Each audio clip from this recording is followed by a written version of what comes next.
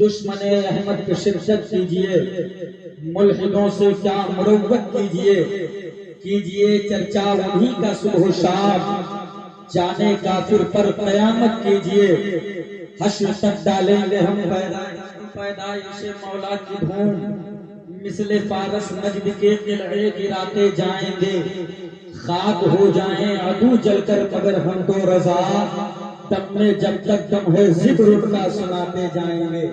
ایک مرتبہ آگے پیچھے دائیں بائیں پورا مجمع دونوں ہاتھوں کو اٹھائے، ٹھنڈک کے احساس کو اپنے جسموں اور ذہن و دماغ سے الگ دور رکھیں اور پوری شان حیدری و تیور حسینی میں آ کر بولے لبیک یا رسول اللہ۔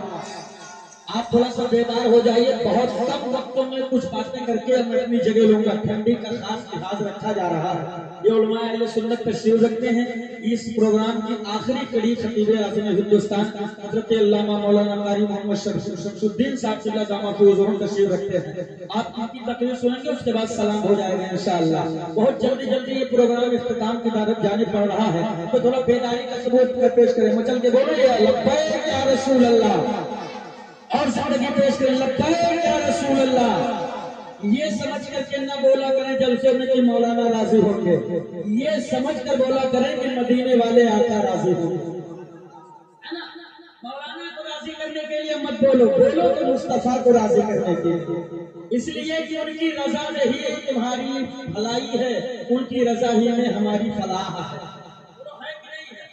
آج ہم اور آپ یہاں اس ٹھنڈک کے موسم میں بیٹھے ہیں، آپ جانتے ہیں مولانا لوگ آئیں گے تو ہمیں گناہوں سے دور رہنے کے لیے نیکیوں کی طرف بڑھنے کی دعوت دیں گے، ہمیں نماز کا طریقہ بتائیں گے، ہمیں شراب سے دور کریں گے، ہمیں مصطفیٰ کی شریعت بتائیں گے، ہمیں گناہوں کے درجن سے باہر نکلنے کا بتائیں گے، اور غالباً ہر جلسے میں یہی بتایا جاتا ہے، ہر پروگرام میں یہی سمجھایا جاتا ہے، مسجد کا امام یہی بتاتا ہے، لیکن ہم جانتے ہیں جو میں نے مسجد میں سنا، جو میں نے فلاں جلسے میں سنا، آج بھی اسی جلسے میں بتایا جائے گا، مگر پھر بھی ٹھنڈک کا احساس نہ کر کے گرم بستروں کو چھوڑ کر اس سرما موسم سرما میں، اس کڑاکے کی ٹھنڈی میں اگر ایمان والے آ کر کے اپنی محبت کا اس قدر ثبوت دے رہے ہیں تو اعظم خان نوری پابانگ دعائی ٹنکے کی چوٹ پر ایک جملہ کہہ کے جا رہا ہے،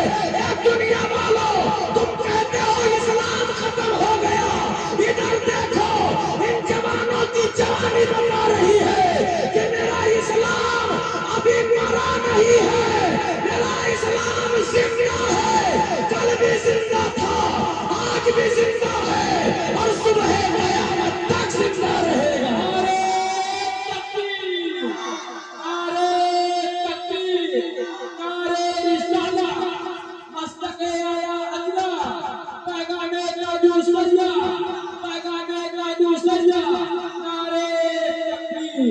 سبحان اللہ۔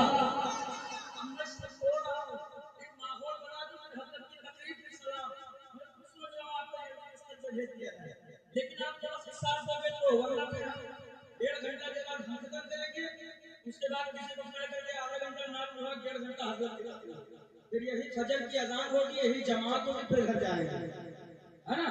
تو آپ اگر سننے کے موڈ میں ہیں تو تھوڑا زندگی پیش کرو، بولو سبحان اللہ۔ ہاں میں تھوڑا سا خراب آدمی اس لیے ہوں کہ جب تک آپ نہیں بولو گے میں نہیں بول پاؤں گا، ہاں تو آپ بھی تھوڑا ساتھ دیجئے اور یہ سمجھ کر بولیے کہ ہم مصطفیٰ اس لیے کر رہے ہیں تاکہ مدینے والے آقا ہمیں مدینے کا مسافر بنا دیں، یہ تمنا رکھ کر کے بیٹھے اور یہ عقیدہ رکھ کر بیٹھے کہ ہماری محفلوں میں مدینے والے آقا تشریف لاتے ہیں۔ بولو آتے ہیں کہ نہیں آتے ہیں؟ آتے ہیں نا، مگر کچھ ایسے خبیث ہیں کہتے ہیں آتے ہیں تو دکھائی کیوں نہیں دیتے، آتے ہیں تو دکھائی کیوں نہیں دیتے۔ مولانا احمد رضا صاحب آپ بھی جانتے ہیں تو ہم بتا دیں کہ جو کہتے ہیں نبی دکھائی نہیں دیتے وہ کن کی اولاد ہیں، ان کے باپ دادا کا پتہ میں بتاؤں وہ کون ہے، وہ کس نسل سے تعلق رکھتے ہیں بتاؤں؟ تو آؤ سنو، جب میرے مصطفیٰ نے توحید کا اعلان فرمایا، رسالت کا اعلان فرمایا تو مکے والوں نے مصطفیٰ پہ ظلم کی آندھیاں چلائیں، نبی پر بربریت کے چٹان توڑے، آقا نعمت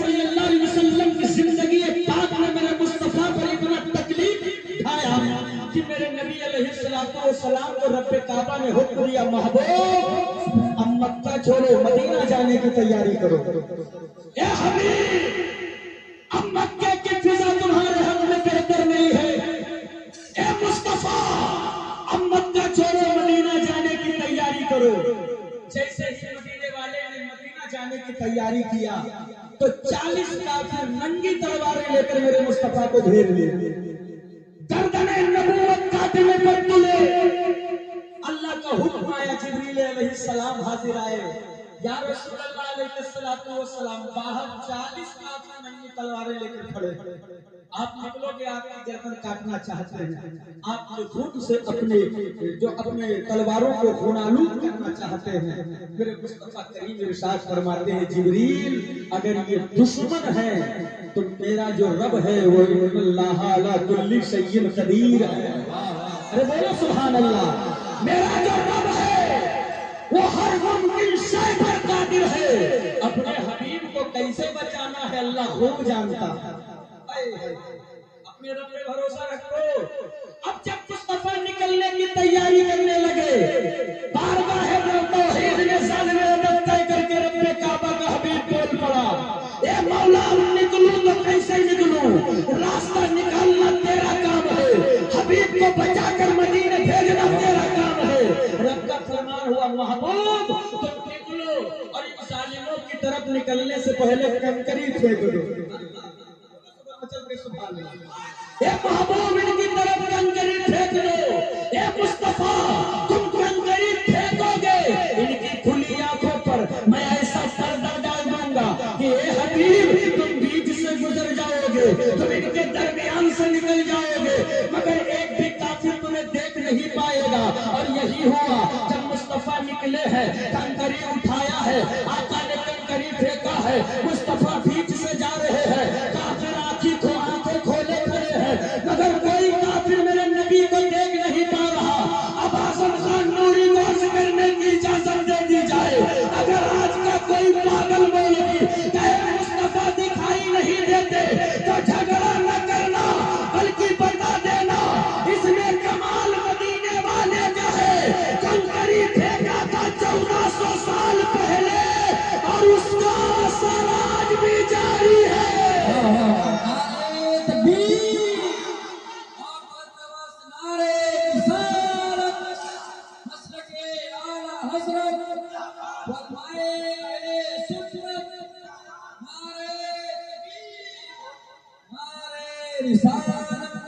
اس کا اثر آج بھی جاری ہے. اب اگر کوئی کہے مصطفیٰ دکھائی نہیں دیتے تو جھگڑا نہ کرنا. کہہ دینا بیٹا تمہاری غلطی نہیں ہے, غلطی تمہارے ابا کی. تلوار لے کر گئے نہ ہوتے تو ان کے کنکری پڑی نہ ہوتی اور تم اندھے نہ ہوئے. اس میں کمال ہے مدینے والے. تو یہ عقیدہ ہے نا کہ ہمارے نبی یہاں جلوہ فرما, ہم یہاں سے پکارے وہاں وہ سنے. مصطفیٰ کی سماعت.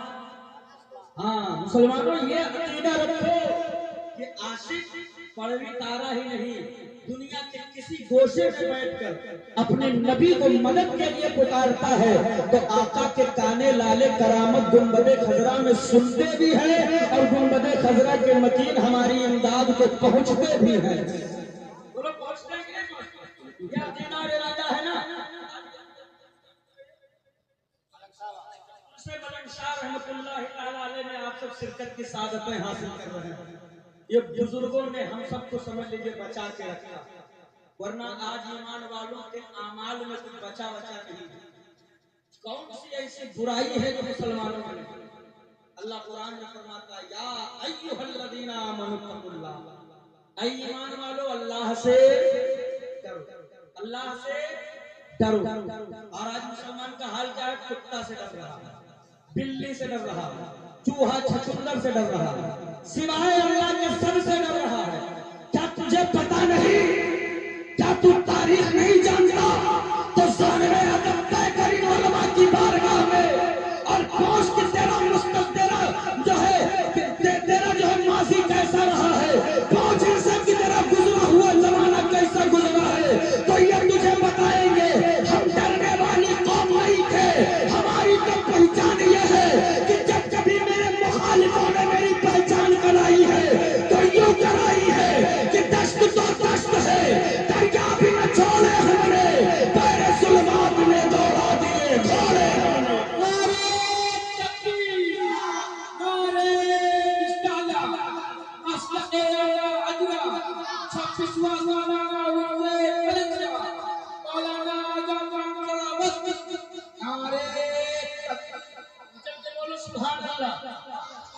اب ذرا بتاؤ کون سی ایسی برائی ہے جو مسلمانوں کے اندر نہیں، کون سی ایسی کمی ہے جو ایمان والوں کے یہاں نہیں پائی جاتی؟ بڑے افسوس کے ساتھ اعظم خان کو ایک جملہ کہنا پڑ رہا ہے کہ آج تم اپنے ایمان کا ڈنکا بھی بجا رہے ہو، مسلمانوں تمہارے ہاتھوں میں شراب کے پیالے بھی نظر آ رہے ہیں، ایمان والوں کے دروازوں پر رنڈیاں بھی ناچ رہی ہیں، ایمان والے تیرے گھر کا بچہ جوا کھیلتا نظر آ رہا ہے، تیرے گھر کے بچے زنا کے اڈے آباد کر رہے ہیں، تیرے گھر کی بیٹیاں بازاروں میں بے پردہ شاپنگ کے نام پر بے پردگی کا ننگا ناچ نچا رہی ہے۔ یہی وجہ ہے کہ تم ذلیل ہو، یہی وجہ ہے تم خوار ہو، یہی وجہ ہے تم رسوا ہو، یہی وجہ ہے تم سارے زمانے میں ستائے جا رہے ہو۔ ارے بدلو اپنی روش کو، عزت کے تاج چاہتے ہو تو پلٹ کرو گنبد خضرا کے سائے میں، جھکاؤ اپنے سر کو اور کہو یا رسول اللہ میں مجرم ہو رہا تھا، مجھے ساتھ لے لو کہ رستے میں ہے جا بجا کھانے والا۔ میرا ایمان ہے کہ جس انقلاب کا ہم صدیوں سے انتظار کر رہے ہیں، کوئی انقلاب ہمارے قدموں کی ٹھوکر میں پڑی نظر آ رہی ہے۔ آج مسلمانوں سب سے زیادہ ایمان والوں کو جس نے کمزور کیا ہے، جس گناہ نے، وہ ہے حسد، وہ ہے جلن۔ مسلمان کو دیکھتے چل رہا، جبکہ میرے آقا صلی اللہ تعالی علیہ وسلم کا فرمان ہے، میرے نبی فرماتے ہیں اگر کوئی تمہارا پڑوسی ہے، چاہے جس دھرم سے تعلق رکھتا ہو، لیکن یاد رکھنا اگر وہ غریب ہے اور بھوکا سو گیا تو قیامت کے دن تمہیں اس کا حساب دینا ہوگا۔ جہاں دھرم کا قید نہیں لگایا، پڑوسی کا حق سمجھایا ہے مدینے والے نے، پڑوسی کا حق سمجھایا ہے مصطفیٰ کریم نے۔ اور میں نے روایتوں میں پڑھا ہے، صحابہ فرماتے ہیں کہ مصطفیٰ کریم صلی اللہ تعالی علیہ وسلم نے پڑوسیوں کے حقوق پر اس قدر میرے نبی ارشاد فرمایا کرتے تھے کہ ہم سب کو ڈر تھا کہ کہیں ایسا نہ ہو کہ پڑوسیوں کے تعلق سے آیت نازل ہو جائے کہ جو پڑوسی امیر ہو وہ اپنے مال میں ان کو ترکہ دے۔ یہ میرے نبی کا فرمان اور میرے نبی کی زندگی کا کیریکٹر ہے۔ میرے نبی نے ایمان والوں کو تلوار لینا نہیں بتایا کہ تلوار لے کر نکلو اور نفرت کے بازار کو گرم کرو، بلکہ میرے مصطفیٰ نے ہمیں تربیت جو دی ہے وہ میرے نبی نے ارشاد فرمایا ہے تم جہاں رہو وہاں امن کا پرچم بلند کرو، جہاں رہو وہاں محبت کا پھول کھلاؤ، جہاں رہو وہاں یکجائی اور یکجائی کی مثال پیش کرو، اور زمانے کو بتاؤ کہ میں اس نبی کا ماننے والا ہوں جس نے اپنے تو اپنے ہیں بیگانے بھی در پر آئے ہیں تو میرے مصطفیٰ نے سینے سے لگا کر دعاؤں سے نوازا ہے۔ لیکن افسوس گنگا جمنی تہذیب کو ہم صرف زبان پر رکھتے ہیں، عمل بھی نہیں لاتے۔ آج مسلمانوں ہمارے اندر جو جلن اور حسد ہے، ایک دوسرے کے لیے جو ہم خون کے پیاسے ہیں، یہی وجہ ہے کہ آج ہم بھارت دیش میں پریشان نظر آ رہے ہیں۔ تمہیں یکجائی کے ساتھ جینا ہوگا اور اس گنگا جمنی تہذیب کو اپنی زندگی میں شامل کرنا ہوگا۔ اگر پڑوسی کسی بھی دھرم سے تعلق رکھتا ہے تو اس سے تمہیں محبت سے پیش آنا ہوگا۔ میں تمہیں اپنا دھرم چھوڑ کے